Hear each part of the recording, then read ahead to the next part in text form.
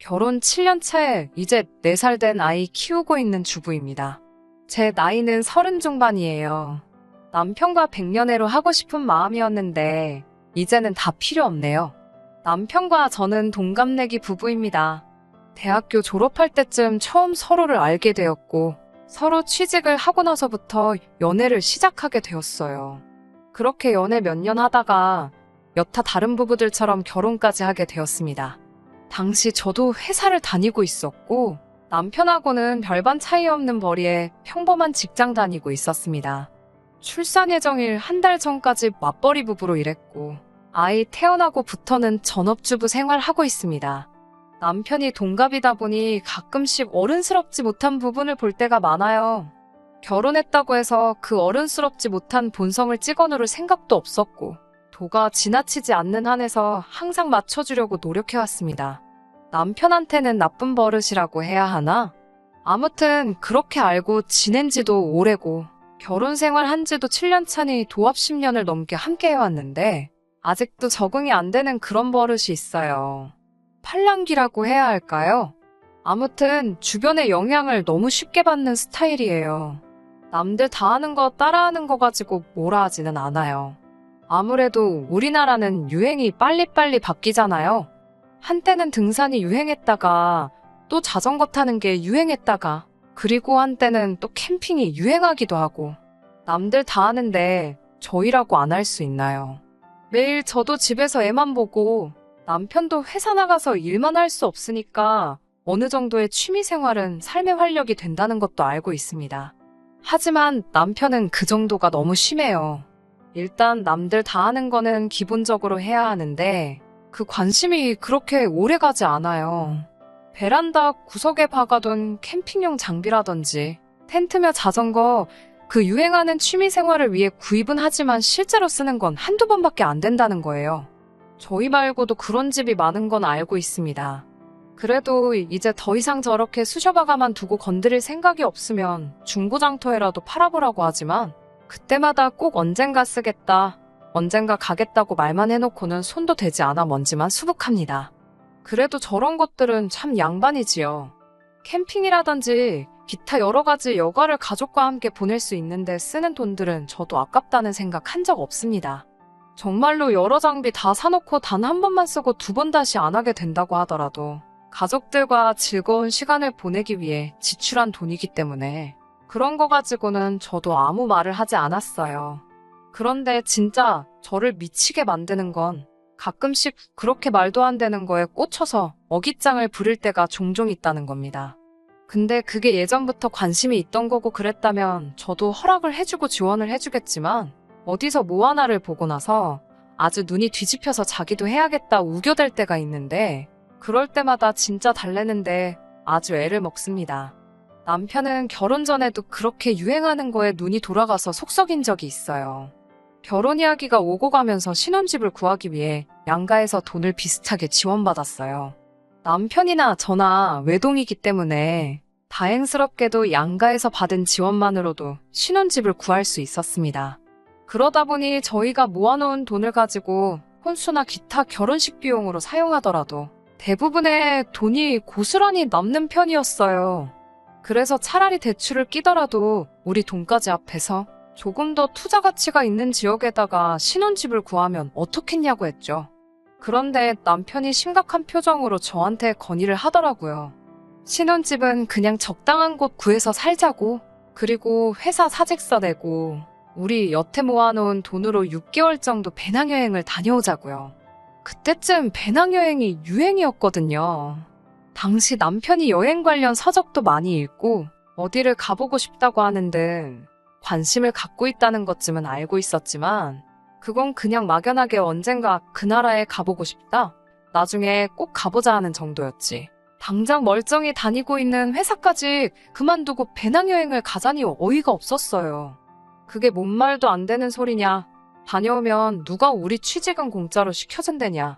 배낭여행도 좋지만 조금 현실을 봤으면 좋겠다 남편을 어르고 달랬습니다. 말한다고 바로 들어먹는 사람도 아니고 배낭여행 가자는 소리 더 이상 안 나오게 될 때까지 한 달 가까운 시간이 걸렸어요. 배낭여행을 다녀온 그 자체만으로도 기업에서는 우리를 다르게 볼 거다. 다녀오면 더 좋은 직장 취직은 따놓은 거나 마찬가지다 하면서 오히려 저를 설득시키려고 하더라고요. 아무리 그래도 그렇지 6개월 동안 배낭여행을 하면 둘이서 그 비용이 아무리 아꼈어도 5천만 원은 좋게 들지 않겠냐 했더니 너는 배낭여행이 무슨 호화 세계일주 생각하는 거냐고 하면서 현지에서 아르바이트 같은 거 하면서 모자란 비용을 충당하고 하는 게 배낭여행의 진짜 묘미가 아니겠냐고. 그러면 비용도 얼마 안 들고 추억도 많이 쌓지 않겠냐고 어깃장을 부리며 오히려 저를 나무라는데 제가 미쳤나요? 말도 안 통하는 나라에 가서 아르바이트까지 해가며 배낭여행을 하게요? 저는 당연히 거절했고 그 뒤로도 계속 배낭여행의 배짜도 꺼내지 못하게 만들 때까지 엄청 오랜 시간이 걸렸습니다. 아무튼 저는 안 간다고 했는데 남편이 그때 파혼 이야기까지도 꺼냈어요. 너랑 나랑은 가는 길이 다른 것 같다나요. 이게 다 뼈가 되고 살이 되는 경험이라고 견문을 넓히고자 함인데 왜 이해를 못 해주느냐 하면서 말입니다. 오죽하면 시어머니한테 연락해서 남편 좀 말려달라고 울면서 부탁할 정도였어요. 정말 그때는 이 사람 아니면 결혼을 못한다고 생각한 건지 차라리 그때 파혼을 했으면 이제 와서 이런 일이 있지도 않았을 거라는 생각까지 드네요. 사놓고 손 한 번 안 대는 캠핑 장비 같은 여가용품은 정말 양반입니다. 돈만 날리고 거들떠도 안 보는 거 보면 속이 상하긴 하지만 이유야 어쨌든 간에 의도 자체는 가족들과 더 좋은 시간을 보내기 위해 혹은 건강을 위해 투자하는 거라 생각하면 그렇게 화가 나지는 않았거든요. 그런데 신혼 초 때 일인데 진짜 말도 안 되는 걸로 제 속을 뒤집어 놓은 적도 있습니다. 어느 날엔가 남편이 아침에 깨어났더니 출근 준비도 하지 않고 침대에서 다시 자고 있더라고요. 출근 안 할 거냐고 등 떠밀며 깨웠더니 휴가를 냈다고 하는 거예요. 저는 휴가를 냈다고 하길래 월차라도 쓴 건 줄 알고 뭐 어디 몸이 안 좋냐 걱정을 했죠. 그랬더니 월차를 낸 게 아니고 자기 정기휴가를 써버렸다고 하네요. 하루도 남기지 않고 싹 다 써버린 거죠. 여름에 같이 여행 가기로 한 건 어쩌고 제정신이냐고. 빨리 회사 출근해서 휴가 낸 거 취소하라고 아주 난리버거지를 쳤어요. 남편은 그것보다 더 중요한 일이 있어서 그런 거니 이해 좀 해달라고 하더라고요. 마침 제가 출근해야 할 시간이 다 돼서 이야기 마무리 짓지 못하고 출근을 하게 되었습니다. 출근하고도 자꾸 신경이 쓰이고 내일은 회사에 가서 휴가 취소하고 오라고 아무리 연락을 해도 받지를 않았어요. 퇴근하고 집에 들어오니까 맙소사. 아직 결혼 안 한 지 친구들 불러다가 집을 아주 난장판에 만들어놨더군요.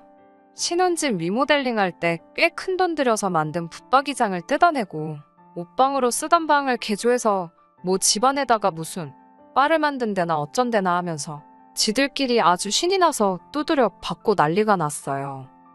제정신이냐고 옷방으로 들어갔는데 이미 자기들끼리 필요한 거 다 만들어 놓고 냉장고도 어디서 구했는지 가져다 놓고는 이제 주말마다 술은 우리 집에 와서 마셔야겠다고 낄낄대고 있더라고요. 방 안에 보니까 주류백화점 쇼핑백이 보여서 열어보니 양주를 종류별로 한 20병 정도를 사왔더라고요. 이게 다 뭐냐고 하니까 칵테일을 만들려면 술이 여러 종류가 필요해서 산 거라고 하더라고요. 제가 참다가 양주 산다고 100만 원을 넘게 쓴 영수증을 보니까 더 이상 참을 수가 없어서 소리 빽 지르고 남편 친구들부터 다 집에서 내쫓아버렸어요. 실실대면서 있던 남편 친구들도 제가 소리 지르는 거 보니 이내 겁을 먹고 눈치를 보면서 슬슬 밖으로 나가더라고요. 남편한테는 하루라도 빨리 가서 이 술들 환불해오는 게 신상에 좋을 거라고 내일 퇴근하고 돌아왔는데 이 술들이 아직 집에 있으면 보는 앞에서 술병 하나하나씩 다 깨부숴버릴 거라고 했어요. 남편은 자기가 해놓은 꼴을 보고도 적반하장으로 왜 내가 내 돈 벌어서 취미생활을 하려고 하는데 방해를 하느냐 따지기 시작했습니다. 내가 언제 취미생활을 못하게 했느냐고. 그런데 이건 해도 너무한 거 아니냐 한마디 했어요. 그리고 맨날 소주만 마시던 양반이 언제부터 양주에 취미가 붙었냐고 하니 이제는 자기도 어른이니까 맨날 소주만 마실 수 없지 않느냐면서 이것 좀 보라고 말하며 인터넷으로 뭘 하나 보여주더라고요. 동영상은 여자인 제가 딱 보기에도 남자가 눈 돌아갈 만한 취미 생활들을 전문적으로 다루는 동영상 채널이더라고요. 어두컴컴한 방 안에 포인트 조명을 넣어서 정말 멋들어지게 영화에나 나올 법한 바를 하나 만들어 놓고 양주를 한 잔씩 종류별로 리뷰해주거나 칵테일을 종류별로 어떻게 만드는지 상세하게 나와 있는 채널이었어요. 그 채널이 잘못한 게 아니죠. 또 어쩌다 저런 거 몇 개 보고서는 눈이 획 돌아가서 자기도 저걸 집에다가 똑같이 만들겠다고 내게 상의도 없이 휴가까지 내고 집안 살림까지 때려부숴가며 저 몰래 이렇게 하는 남편이 문제였어요. 그리고 언제부터 양주 마시는 게 자기 취미였다고 팔자에도 없는 취미 생활을 또 시작한 거죠. 아무튼 안 된다고. 이런 거 할 거면 결혼을 하지 말았어야지. 왜 부부가 같이 사는 집에다가 술집을 차리려고 하냐 했더니 입이 대빨 나와가지고는 제가 주말에 브런치 먹자고 와플 기계랑 커피 머신 산 거랑 뭐가 다르냐며 따지고 들더라고요. 똑같은 건 또 뭐냐고. 제발 좀 제정신 차리라고. 와플이나 커피는 우리가 우리 결혼 생활을 위해 사용하는 물건인데 집에 친구들 불러서 놀 생각에 집에다가 바를 만드는 거하고 어떻게 똑같을 수가 있냐고 따지니 저도 같이 양주를 마시면 공동을 위한 지출인 거나 마찬가지 아니냐고 하길래 너는 내가 술을 언제 마셨다고 양주 마시는 게 공동의 취미가 될 수 있겠냐고 하니 거품을 물며 기세등등하던 모습은 온데간데 없고 찍소리도 못하더군요. 아무튼 좋은 말로 할 때 친구들 다시 불러서 붙박이장도 다시 설치해놓고 집 난장판 만들어 놓은 거 다 치워놓고 이 값비싼 양주들도 다 환불해오라고 했습니다. 결국 남편은 휴가 다 써버린 걸 취소도 못해서 그렇게 그해 여름에는 어디 여행도 가지를 못했어요. 그나마 다행이라고 생각했던 건 그때 그렇게 한번 크게 내지른 덕분인지 그 뒤에는 저런 허튼 짓은 따로 안 하고 조용히 있더라고요. 양주는 환불했는데 한 병은 꼭 자기가 마셔보고 싶었던 술이라면서 끝까지 환불을 안 했어요. 그러고선 한 잔 마시고 취향이 안 맞았는지 아직도 저희 집 장식장 구석에서 한 잔 먹은 그대로 모셔두고 있습니다. 입에도 맞지 않는 양주 가지고 집에 바를 만드네 어쩌네 해놓고서는 술은 역시 소주라면서 그 뒤로 양주를 입에도 댄 적이 없어요. 물론 그러는 와중에 건강을 위해 자전거를 타겠다 하면서 자전거며 장비들 사는데 큰돈 들이고 그런 일은 있었지만 말 그대로 자전거 타는 게 건강을 위해라면 나쁘지 않겠다 싶어서 허락해줬어요. 정확하게 저를 이해시킬 수 있는 부분에 대해서는 저도 크게 반대하지 않고 저희 가계부가 허락하는 한에서는 남편도 건강한 취미생활 즐길 수 있게 저도 물심양면 지원해줬습니다. 100만 원 넘게 들여 자전거 사적권만 다리 아파서 일에 지장 준다고 몇 번 타다 말았고 또 캠핑 장비도 비슷한 돈 들여서 구매했건만 제가 야외에서 저한테 벌레가 달려들어서 무서워했는데 제가 고생하는 것 같아서 캠핑은 땡기지가 않는다고 하고는 그 이후로 따로 캠핑을 간 적은 없었지만요. 남들 다 하는데 돈 아깝다고 못하고 하는 게 무조건 좋은 것만도 아니라고 생각하고 제 스스로 현모양처라고 자부하기는 그렇지만 그래도 최대한 일에서 받는 스트레스를 풀 수 있는 여건을 만들어주기 위해 노력 많이 했다고 생각합니다. 그렇게 저는 아이를 갖게 되고 아이 태어나면서부터는 회사 그만두고 집에서 아이 돌보며 남편이 벌어다주는 돈 관리하고 가게 꾸리고 살림하고 그렇게 별탈 없이 평범하게 살고 있었습니다. 남편도 책임감이 생긴 건지 어줍잖은 취미생활 이야기는 남들 다 하는 거 말고는 딱히 말을 먼저 꺼낸 적이 없었어요. 그리고 얼마 전 일이네요. 주말 저녁에 술이 땡긴다는 남편을 위해서 이것저것 안주거리 할 만한 것들을 시키고 남편은 소주, 저는 무알콜 맥주에서 아이와 함께 같이 웃고 떠들면서 화기애애한 시간을 보내고 있었어요. 탁 트인 캠핑장 아니어도 집안일, 가족일 회사 이야기나 시사 문제 같이 이것저것 시시콜콜 대화를 나누는 것만도 즐겁더라고요. 그러다 대화가 아이 이야기로 넘어갔는데 남편이 뜬금없이 아이가 다 크면 우리 서로 각자 살아야지 하는 거예요. 그동안 크게 싸우거나 다툰 일도 없고 분위기 좋게 먹고 마시며 이야기하고 있었는데 각자 살자고 하는 말에 순간 망치로 뒤통수를 세게 얻어맞은 듯한 충격을 받았어요. 너무 충격적이다 보니 그 순간에는 말도 제대로 안 나오더라고요. 그리고 평소에도 아이가 다 크면 각자 살 생각을 하고 있었나 하는 생각에 눈물까지 나오려고 하더라고요. 남편은 제 반응을 보더니 대수롭지 않은 척 웃으면서 저한테 말을 하더라고요. 애가 다 크면 자기는 시골에 가서 살고 싶은데 제가 싫다고 했다는 거예요. 말문이 막혀서 제가 언제 시골에서 살기 싫다고 한 적이 있냐 물어보니 예전에 캠핑장 갔다가 보니 벌레도 무서워하는 것 같고 저번에 여행 갔을 때도 한적한 시골 동네 보고 이런 데서 살면 좋겠다고 한 자기 말에 제가 도시까지는 아니어도 이런 데서는 별로 살고 싶지 않다는 식으로 반응을 보였었다고 하는 겁니다. 남편은 애가 다 크면 그때쯤에는 모아놓은 돈 가지고 한적하게 시골에 가서 텃밭 가꾸면서 채소도 직접 기른 걸로 먹고 닭 몇 마리 키워다가 그날그날 신선한 계란도 먹고 그게 바로 신선노름이 아니겠냐고 자기는 은퇴 후에는 꼭 시골에 가서 살고 싶다고 하는 거예요. 물론 시골 가서 살자고 해도 제가 거절했겠지만 그래도 저랑은 상의 한마디도 없이 제 의사 따위는 물어보지 않고 벌써 노후에 애 독립시키고 자기는 저랑도 떨어져서 혼자서 살겠다는 생각을 했다는 게 참 그렇더라고요. 그 짧은 시간 동안 속으로 저는 남편이 평소에 나한테 그렇게 시달리고 있었나? 하고 싶은 거 못하게 하고 바가지 긁기는 했지만 그래도 벌써부터 각자 살자는 말이 나올 정도로 크게 뭐라고 한 적은 없는 것 같은데 하는 생각부터 애가 이제 겨우 4살인데 벌써부터 각자 살고 싶다는 말을 꺼내다니 싶었습니다. 아이 태어나면서 맞벌이 그만두고 외벌이로 살고 있었는데 제가 일을 안 해서 자기가 번 돈을 가족을 위해 쓰는 게 아까워서 그러는 건가 하는 생각까지 정말 5만 가지 생각이 짧은 시간 동안 다 들었어요. 그러다 정신이 퍼뜩 들어서 아무리 애가 무슨 말하는지 못 알아듣는다지만 그게 지금 애 보는 앞에서 할 소리냐고 따져 물었습니다.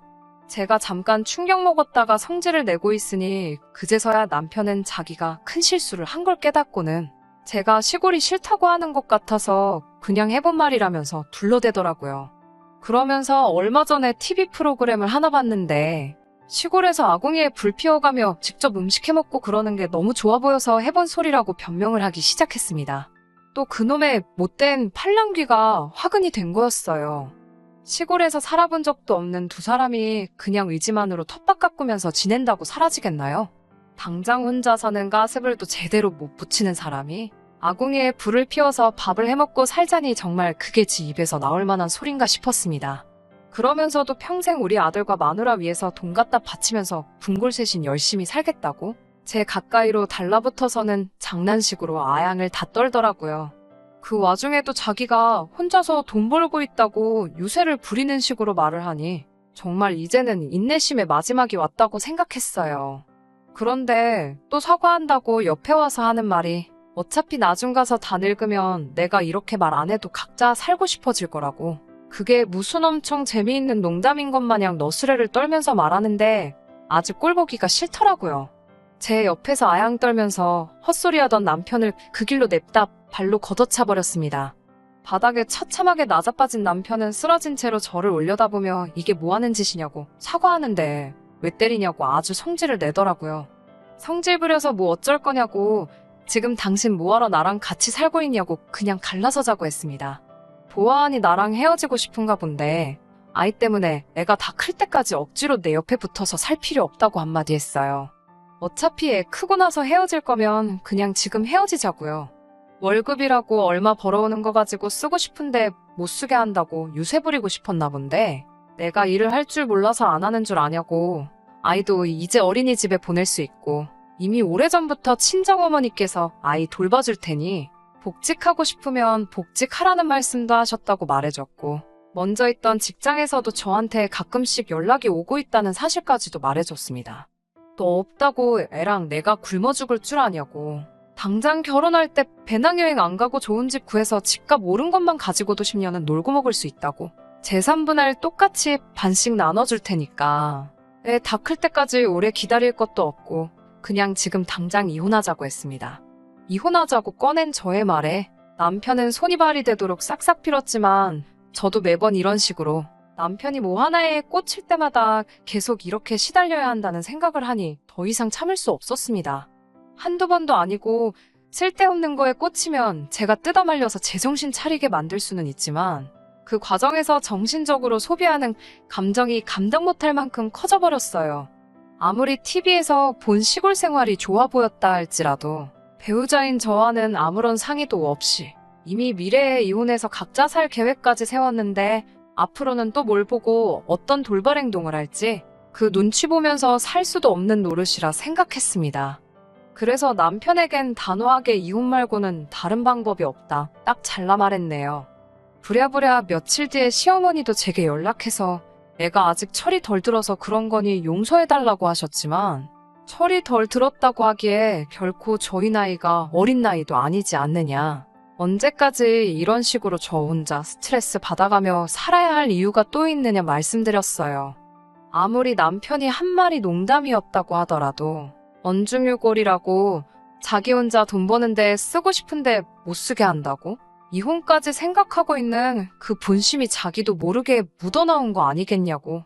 지금은 애 때문에 같이 살아주는 거라고 하는 것과 뭐가 다르게 있냐고 말씀드렸어요. 시어머니도 제 말에 틀린 말 하나 없는 거 아시는지 아무 말도 못 하셨지만 그래도 자기 아들 걱정에 이혼하라는 말만큼은 못 하시더라고요. 그래도 저는 이미 마음을 굳힌 상태라 시어머니 설득에도 그냥 이혼 진행했습니다.